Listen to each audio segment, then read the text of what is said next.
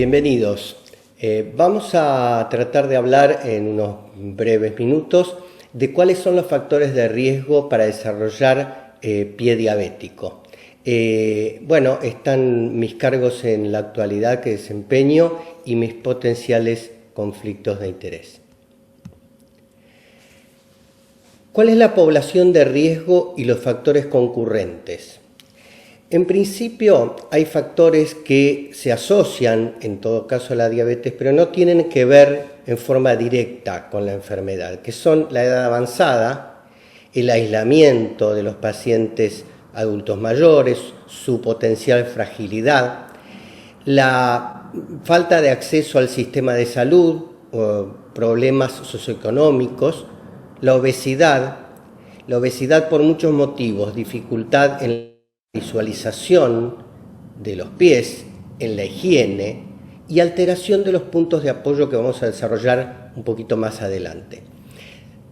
Respecto a lo que tiene que ver con la diabetes en forma directa, la evolución prolongada de la diabetes y el mal control glucémico que propicia la presencia de complicaciones es muy importante, así también como la neuropatía, la presencia de neuropatía diabética, sensitivo-motora y autonómica, la enfermedad arterial periférica con isquemia de miembros inferiores y otras complicaciones crónicas de la diabetes, retinopatía, nefropatía y factores de riesgo de enfermedad cardiovascular, frecuentemente algunos de ellos asociados a la diabetes, y las deformidades del pie y las lesiones con la arquitectura alterada, las lesiones preulcerativas y el trauma por el calzado, como vamos a desarrollar.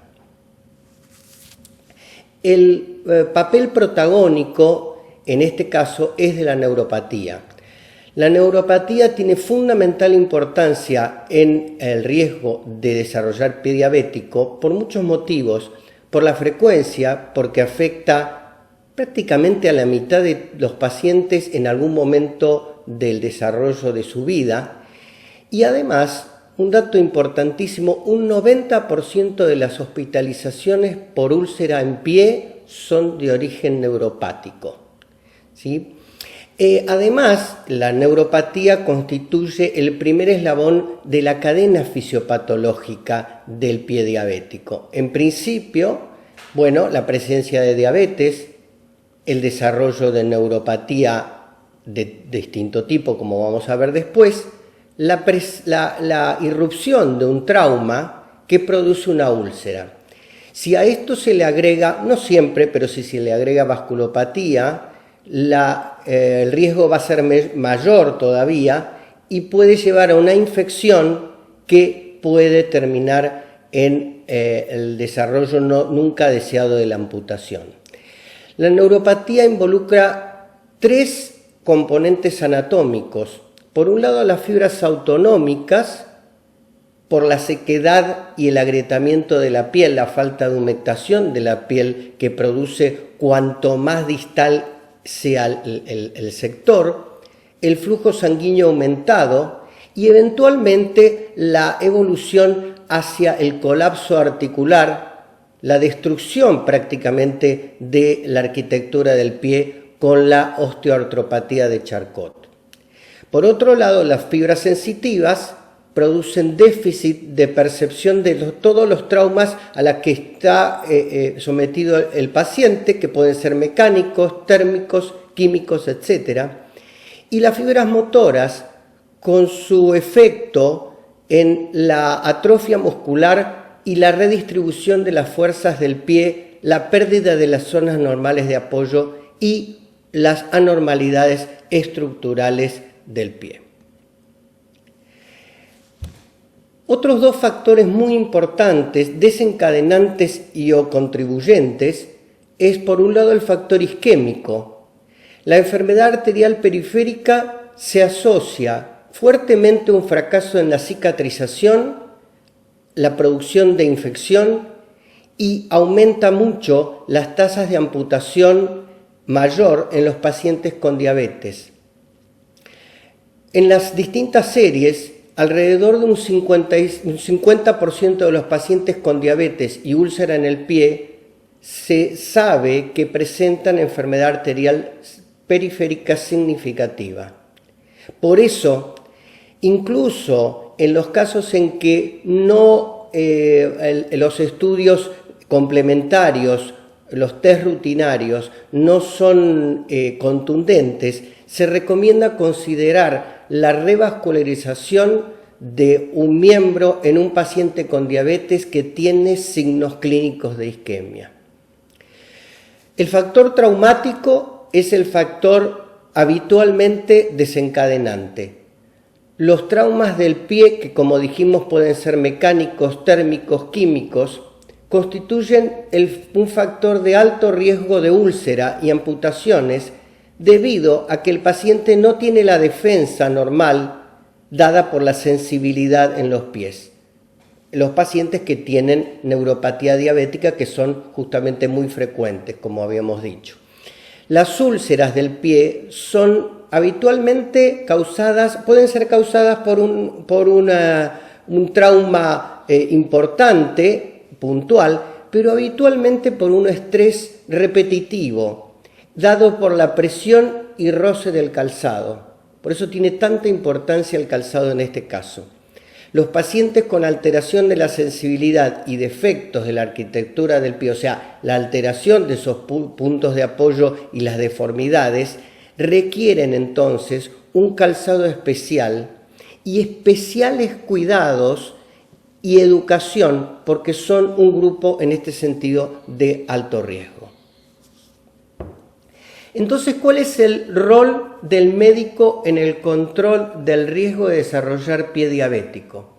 En principio, la Federación Internacional de Diabetes nos plantea 3 pilares de prevención como para tener muy en cuenta para evitar el desarrollo del pie diabético.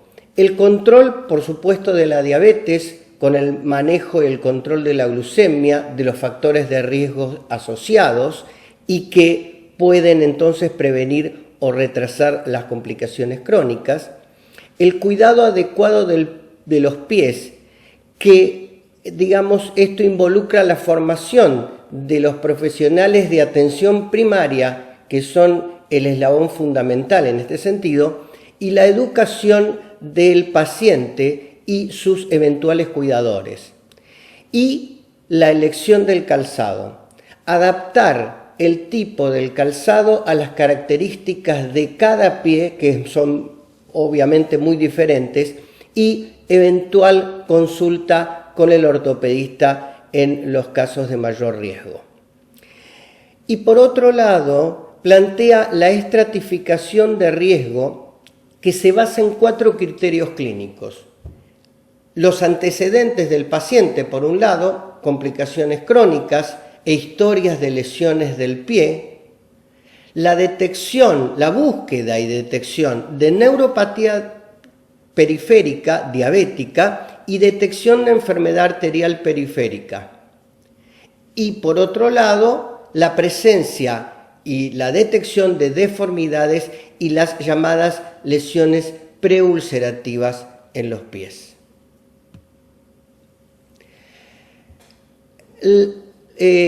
La International Working Group para pie diabético nos da una serie de pautas que nosotros podemos utilizar de alguna forma para informar y educar al paciente. El paciente tiene que empoderarse y tiene que tener un autocuidado bien determinado sobre sus pies. Primero, la inspección diaria de los pies con espejo para verse las plantas y con un asistente cuando es necesario. Por ejemplo, en los casos de obesidad, cuando al paciente le cuesta acceder al control de sus pies. Notificar rápidamente al personal de salud en caso de lesiones o aumento de la temperatura local del pie. Evitar caminar descalzo o con medias, de ninguna de las dos formas, siempre con calzado, sea cual fuera la superficie, dentro y fuera del hogar. No usar calzados ni muy ajustados ni muy holgados, ni con costuras ásperas. Los calzados en general tienen que ser controlados, si es posible, diariamente y con las manos de los pacientes, y cambiar el calzado regularmente para evitar, ya les decía, este estrés repetitivo sobre el pie. En cuanto a las medias sin costuras internas, ni muy ajustadas, ni tampoco a la altura de las rodillas que pueden predisponer al edema distal, y cambiarlas diariamente. Lavar los pies todos los días con agua y jabón a una temperatura tibia, importante, menor a 37 grados, porque el paciente, recuerden que puede no percibir una temperatura mayor, y secarlos bien, especialmente entre los dedos. No utilizar nunca ningún medio de calefacción en los pies, las bolsas de agua caliente, etc. No utilizar agentes mecánicos ni químicos para retirar durezas. Siempre en este sentido consultar al profesional de salud adecuado. Cortar las uñas en forma recta, a la altura de los pulpejos de los dedos, sin tocar los bordes laterales de las uñas. Usar emolientes para lubricar la piel seca, pero no entre los dedos porque puede ser un predisponente para la micosis interdigital. Hacer revisar los pies periódicamente por un profesional calificado, y en caso de deformidades o alteraciones del apoyo deberán usarse plantillas recetadas o calzados especiales. Entonces, para terminar, conociendo los factores de riesgo y actuando sobre aquellos que podemos modificar, podremos mejorar la calidad de vida de nuestros pacientes con diabetes, evitar las complicaciones relacionadas con úlceras, deformidades y los tratamientos que son siempre dificultosos, prolongados y costosos. Soslayar la limitación en la actividad general y laboral que generan, por supuesto, las complicaciones del pie. Prevenir internaciones, intervenciones riesgosas y las nunca queridas amputaciones, y empoderar a los pacientes haciéndolos capaces de cambiar sus hábitos para cuidar sus pies e identificar las lesiones potencialmente ulcerativas. Muchas gracias.